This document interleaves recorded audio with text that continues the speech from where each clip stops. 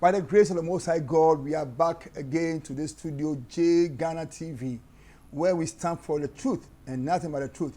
When you are Edeba J Ghana TV, maybe I no crepe and I can, the BI Shima, now say a bomb pie so here say, I'm a kind of home, my mom pioneer.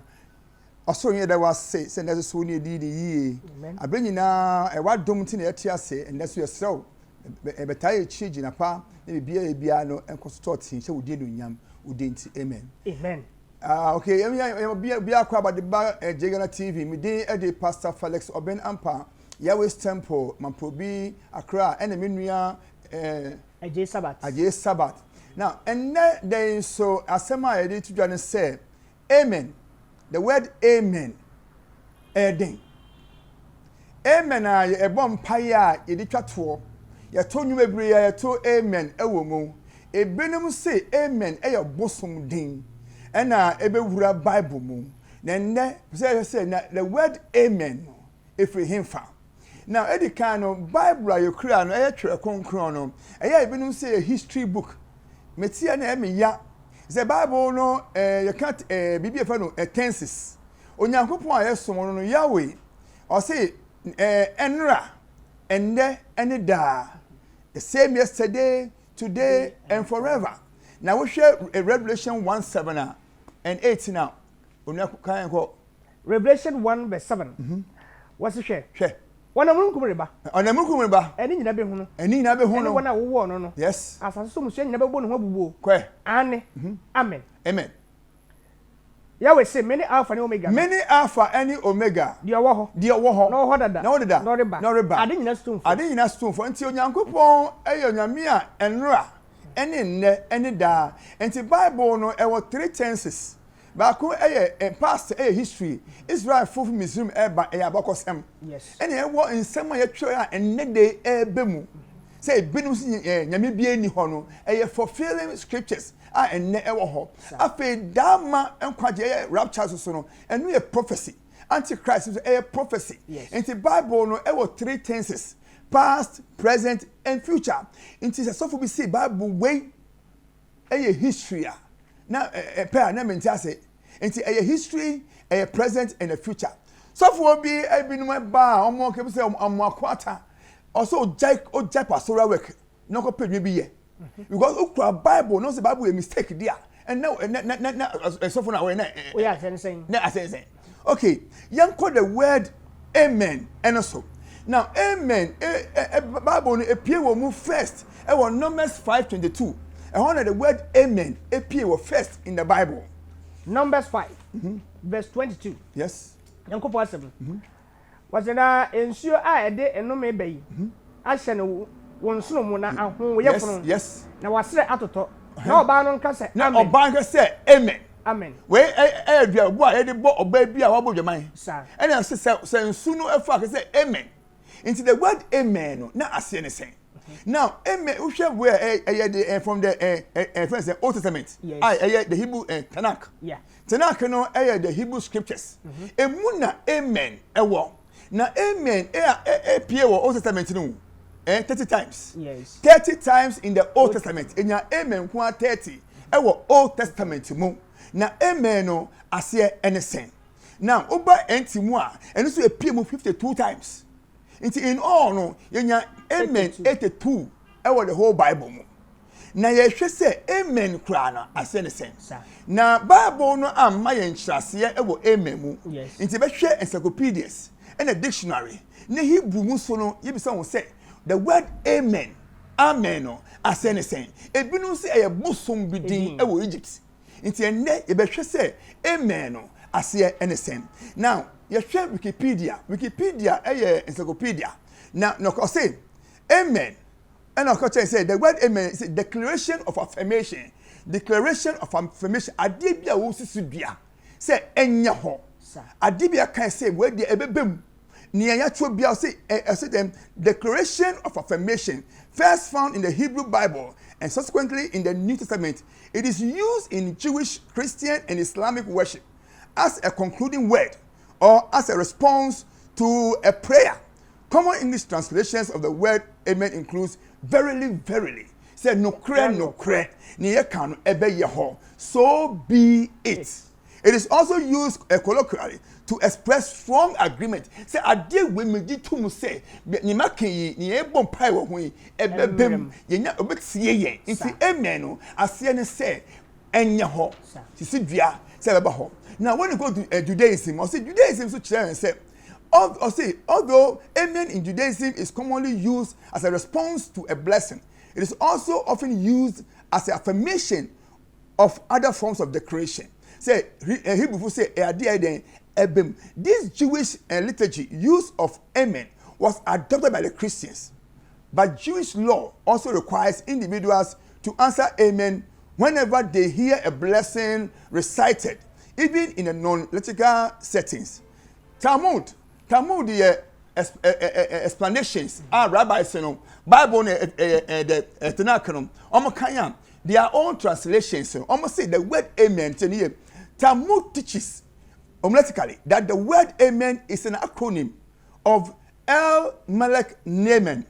El Melech Nemen as said, God our king is faithful.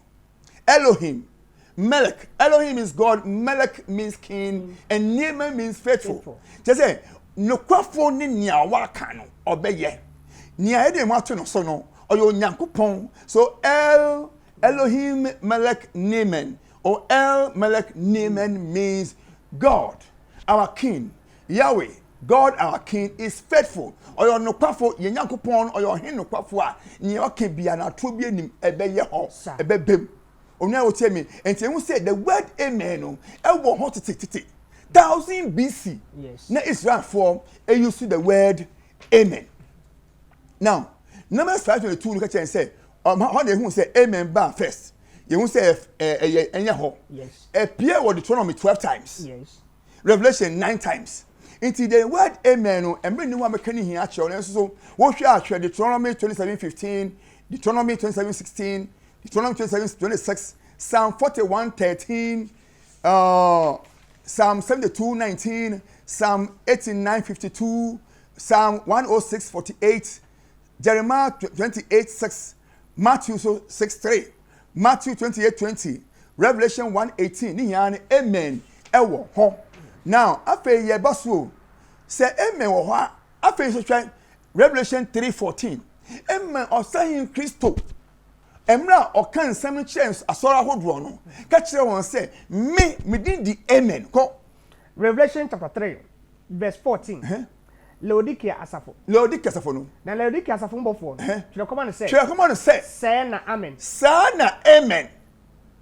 odansefo wase se wogine die na oye no kwafo no nyankopon don't say no kwafo na aba ho yes dansefo no kwafo yes enti asem bia wosusu dua say ebeye ho enti o say Christo say na body makwa den amen na ye den ye bosonsudi. That's it. Okay, so why they claim that amen is the name of a sun god the ancient Egyptian religion? Is amen a name of a pagan god? No. Let's ask. Now only will tell me amen nyebo sumbi edin. Debi. Omoko wiya the word amen na akomabo sumbi. Na ke say mosomo dey be that amen nyebo sumudin. Yahweh ama on my Israel warning. Say me mind move me zim omo fi fa. Omo fi me zimo. Museum for Egypt for our bosom 2000. Yes. Pantheons of God. Yes. 2000. India or 5000. I say me na ma jim we fi museum. Na mo hwe na mo nsuansuan museum for akwan. Ma mo nsunsum abosom no. Okay, say bosom bi wa fa ni amen. Na mo yi fi museum okọ. Na Israel football amen o ya we ni mu a. O be ni ahwe. Debi. Say bosom bi din di amen wo Egypt. Na ya we akọje ni man. Ni we go museum fu abosun yan ni ase. Yes. All the 10 gods of Egypt, you know, the main 10 in yanu. O come on hwe yam. Sun god Ra no mpo 3 days na ya moa no esie. Na esuma show museum. Na obi hu hwe. Na Ra sa abosun we fa no Ra. This god Ra. Amon Ra. Sa abosun we am say wia. Onyankopon obo ade abode. Na nimpa so common sense. Nyansa na odin sum abode na sa ewia we kan hye onua amonra sabosun we eye owia no Yahweh ama Israel warning yanko Exodus 23:13 Exodus 23:13 o se de Yankopon asem ni de maka mu nyina munne so na enyame fufuro din so ade enyame fufuro din no momo wonte omonum nse ampa se amen yebosum din a ni Yahweh aka asam na Israel fo ebo amen Yahweh nimu no edin dabi se amen bosum din a Yakopon be din onye kom da for me call Joshua 23:7 Joshua chapter 23 verses number 7 yes Sani Joshua onam Yahweh Nyankopon asem ekan Joshua 23:7 tie wase na mo ankwa amanaman akeka no na mo amo wonyame din memo mbo wo mo nyame din na mo anka wondam na mo man kantam membo nyame fufu bi din don't make mention of any God's name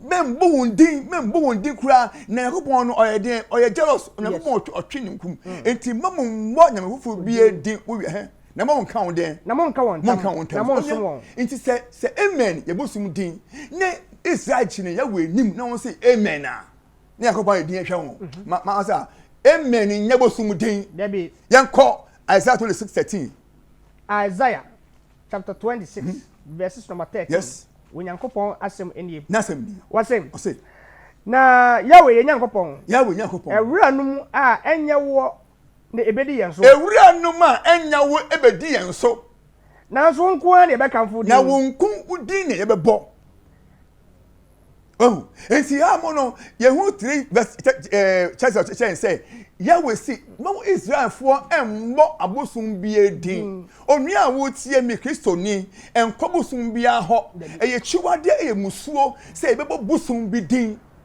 enti wo yesofo because di tumi bi bosum bi ebe sha asorasia hu say wo dachi we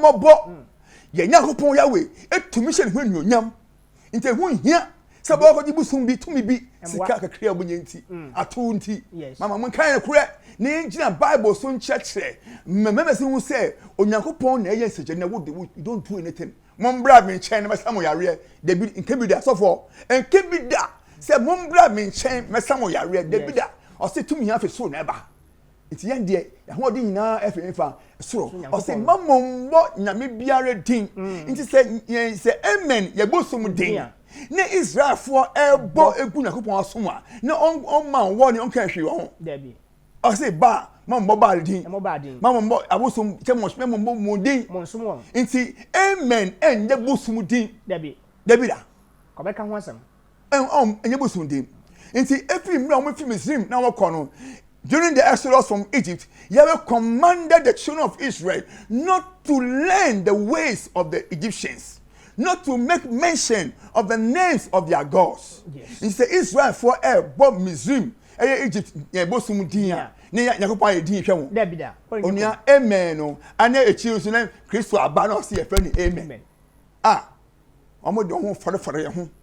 Well, on your bosom, when our bosom a real bosom now was smart, who are common sense, who's what Yansa, never dream nature, where China Coupon Horner was some pete in a war in a jamua reptiles. Oh, Massa, some more the and fall home by your men for whom I for home, and they assume Nakupon Tasse for them. You can't Bible, you can't book of the of dead. The book of the dead, it will for whom you can't. Also, when you be. When they thought to be wise, they became fools. Yes. Romans 1:22. Okay? Romans chapter 1, verses number 22. Send you prayer summary Ekani. What's it? Now, what's it? Why you answer for? What's it? Why you answer for? What the name was? What the name was here? I said, Emra, one more see one more answer. Emra also your common sense. Yes. 1 Corinthians 2:14. Emra wants to one answer. Odane den nkwasiafo adentia o se den 1 Corinthians 2:14 wase na woni pa wo kram no onipa wo kram the natural man eni Nyankopon honhom ade can never understand the things of the spirit no nkwasiasem oh they be no carnal mind nipa nyansa ena meka de bia say common sense without divine sense is what stupidity only the four we see me the pastor Felix Obenampa ena me nua Sabat ene ye hye ho amoyi na je Ghana TV ndie no kura nko awo ye twa ho aba na ye ba ye be kan se bebre a kiro no kura wonya nte da no fra wonua bi se onhwe je Ghana ye kwa aba ebusiafo mi chiechia mo modishe achire bru akonkonkonko alias atara ota free Ghana one strike abako pa na make say kwat je Ghana TV kwankwansa etro wo de won kai krampa wo de ka Papa JJ Lawrence wo de wo J Ghana TV YouTube subscribe na be hu nsam me de me wi o wa akwere wani so ade bye pachomu na mon subscribe to J Ghana TV. Hi, this is your girl Diamond Apia, aka the Boss Lady. I'm subscribing to J Ghana TV, the #1 entertainment channel on YouTube. Adafo, upe baby a ubesre, wani beje. Ha, afutu awali munsam. This is J Ghana Bakope TV. Shahona watch mama wate. Your family Louise Edinkra. Make am fu J Ghana TV ma. Hwe, sa wo pensem wati, wo penyema hu a. J Ghana TV also subscribe. Oni size o baby a. Make am chiro. So open YouTube, Papa Pasha, me pacho subscribe to J Ghana TV. Me that's it. Me doing editing agree. J Ghana TV, we stand for the truth. Mo subscribe it. Na mo share J Ghana TV. It's the best. Yo, it's after 4 years here for them I say hi J Ghana TV where we stand for nothing but the truth. And no Korea na yaba no Pastor Felix Obenampa. Me warrior West Temple. My number is 0243589258. Now, you can amen. Yeah. I be no say ya bosum din. Omo di won fi no ebe ya ho. Enye no kre. Now, sir, ya we say me ye mbobosum bi edin. Etomi bia Jeremiah bre so no. Yes. Israel for ebinum efu Yakobon achi I got some of Hima, Jeremiah 44. Jeremiah 44. Verse 16 to 27. Was a summer when catching. Yakobon Suma, and you want, you cannot be in tea, and you want. I say, Yakobon Suma, Jeremiah. At the warning, come on Israel for 1 year, what was some who call. As a summer when catching. I saw catching. You would demon. Yes, Nemum, yes, Nemum. Ya baya bibia efi ya di efi ya kuma mu yanum. Si ebe hye aduham ma osoro. Ebe hye aduham ama osoro hema. Ya hwe hwiesa. Se obi osoro hema. Na go for baby and ne ba say Mary. Hwe kisosum me yase abosonsum ewura kisosum mu. Abosonsum bibiri ewura kisosum mu. Ntam am okay bi na eden. Images. Abosonsum. And o say ebe hye o say Mary osoro hema no. Chiwade ko. Ya be hye aduham ma osoro hema no. Ye hwiesa ama no ayen said ye ne ye agyanom ye na hemfo ene ye asafo he ye no ye no Yuda nkuro ne Jerusalem no so aduane meme ye yo hwe we ntia Yakobon ye ja wachidie na ye som ohe oso hema no aduane me na ye di yie na ye hunu bone bia na efi bra ye ja wo so hema no ye ja Yakobon som yi ne ahwiesa no ehwie no ade nyina aboye ana afena ene yekom ana ahwie yenwie na se ye hye aduham ema oso hema ne ahwie ahwiesa ema no a ye kwati yen ekrunum ne ye yontatale edi sisi ho ema no ye hwie ahwiesa no enyina ana Yeremia ka kire wo Yeremia say wo se emarima ne ma me enkrofo obu anu nyina ne se aduham muni mu agyanom eduham muni mu agyanom mu ahemfo ene mo bapoma ni asase no so fo ehye no Yuda nkrom ene Jerusalem no so enye enonom ena Yawe akaye na afuro na asena afufuro ahye makoma mu efrise na Yawe intumi nsoa mo ne ye bone ne achiwade amoye no bio na mo asase adane amanfo ni ahodwure die ni nome obi antena ho se de tie nei esan se mo hihye aduhwam ma hye aduhwam ti mo konko aso mu eye Yawe bone kranti ne bekumu ede ye Yawe bone na mo ntie Yawe mo ne mra na hyede adanse sam so enti ana sane bone abesane enti ne sane bone asane mo yi se de etie nei na Yeremia ka kire o man ni ne man ni na se Yudafo Yudafo Mizim asase so Yudafo omo enfa Mizim Yudafo oma ko Mizim ebi ni ko Babylon ebi ni ko Misrim ko asase so nyina no muntie ya wasem muntie ya wensam sa asafo ya Nyankopɔn Israel Nyankopɔn ni sie esini mo ne mo yerenom mo de mo ano ka na mo de mo nsa so ayo na bem yes o se miara me ye be ma yen aboade ye be tu aboade ye be hye yen hobo say ye be hye do hwam ama so hema yes ye hwehwe sa ama no yes timara na mo na tim na mo na tim na mo bo hye nso atim na mo bo hye so atim na ma enso na mo ba ma aboade no ko santi Montie ya we asam. Say montie ya we nsam nti. Yudafo a moti mizim asa. Yudafo a moti mizim asa so. Hwe. On so se mizim. E ho na bosonsum fio. E ho na bibifuo chemetics for. Abrochi memefo say omo ya blacks. They are coming back to Africa, to Egypt to go and worship demons. Wo ye bibini na say slave master. E the Bible aba. Ne Bible no e be enslaving. Christianity e be enslaving. Mo yate. Bible, you don't want to worship the slave master's God. Fine. You hate the slave master's book. Free America be free. Yes. Slave master chrome free obra. Yes. I challenge all blacks in America, all the blacks in diaspora. If you hate the slave master's book, you don't want the slave master's religion. Come back to Africa. Leave their nation. And leave their nation. Leave the white man's land, the slave master's land, and come home. Come and stay here. We have enough land here. Your land, mumma buana mumma sick factories. Ne you be ye. More black, mama tall. No more castle.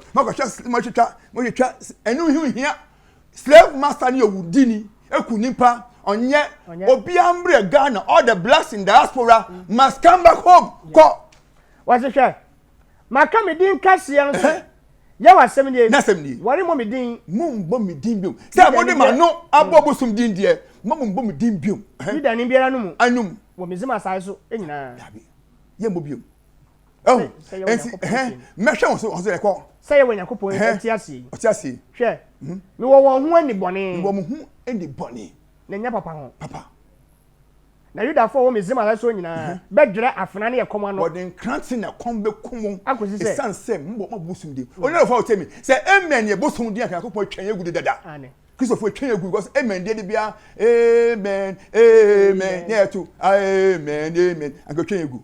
Amen afa ye hwe bosum din no enye amen. Yes. Obosum we ni din di Amon enye amen. Eye Amon enye amen. Yes. Bosum eye wia the sun god Ra. If you know Amon Ra. Enye amen. Upu go to your Google phone and Google. Call Wikipedia or say Ra. Yeah. Only ni Ra bosum. And or say Wikipedia or say Ra, also transliterated Re, is the ancient Egyptian deity of the sun. By the 5th dynasty in the 25th and 24th century BC. He had become one of the most important gods in ancient Egyptian religion, identified primarily with the moon, sun, the noon sun. Ra will be believed to rule as part of the created world, the sky, the earth, and the underworld. He was a god of the sun, other kings, and sky. Yeah? Ra was portrayed as falcon and shared characteristics with the sky of god Horus. At times, the two deities were merged as high hierarchy. Ra and his Horus of the two horizons in kingdom. When the god Amun, A-M-U-N, Amun, rose to preeminence, he was fused with Ra into Amon-Ra. Amon-Ra. Now, what you say? Ammon, also Ammon, amen. Boss ni dia. Every say friend, first name is Ammon, then amen. What we have two dia.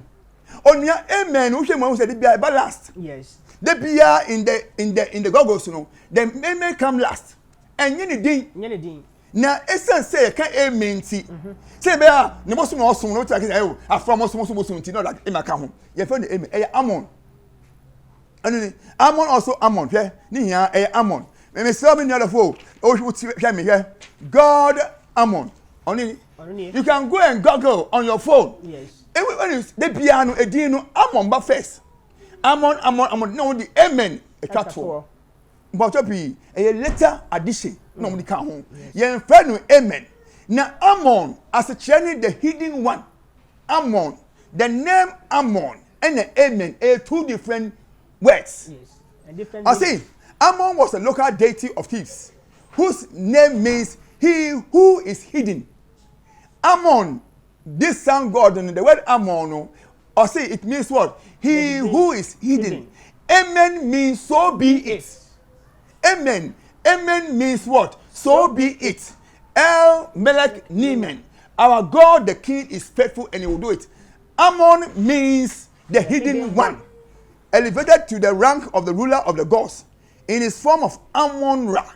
He was worshipped in the biggest temple in the world, Karnak temple.